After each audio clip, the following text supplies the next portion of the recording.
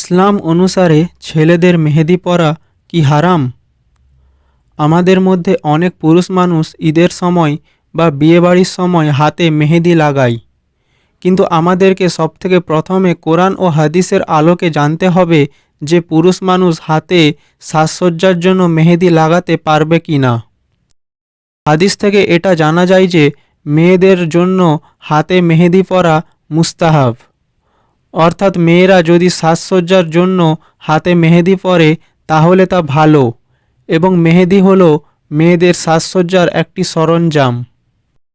কিন্তু যদি পুরুষরাও মেয়েদের মতো হাতে মেহেদি পরে তাহলে তা ইসলামে নাজায়েজ হবে, কারণ নবীজি বলেছেন ওই পুরুষদের প্রতি আল্লাহর লানত নাজিল হয় যে পুরুষরা মেয়েদের সাথে সাদৃশ্য গ্রহণ করে।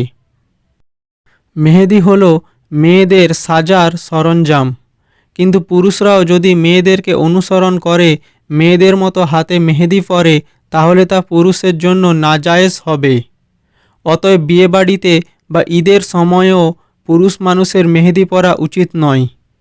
মেহেদি হলো এক ধরনের রং, আর শরীয়ত অনুযায়ী পুরুষের জন্য রং ব্যবহার করা নিষিদ্ধ।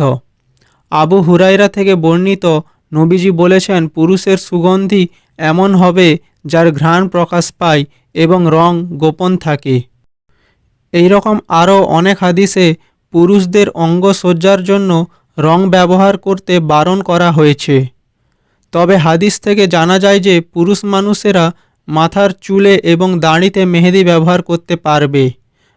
মাথার চুলে বা দাড়িতে মেহেদি লাগালে কোনো সমস্যা হবে না।